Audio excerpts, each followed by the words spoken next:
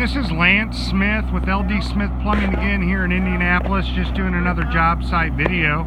This is going to be TJ and Tim doing an excavation sewer repair here. Just showing kind of how we set up the job site and how we excavate. We're about 10 foot down right here.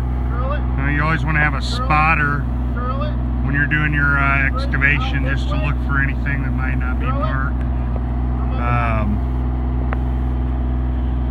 So doing a clean out repair up here, which we've done, and then once we put the sewer clean out in, we found another area in the sewer downstream. So see how we bed it in gravel. Here once again, Lance, LD Smith Plumbing, just kind of showing you how we set up an excavation job site. Thanks again for listening.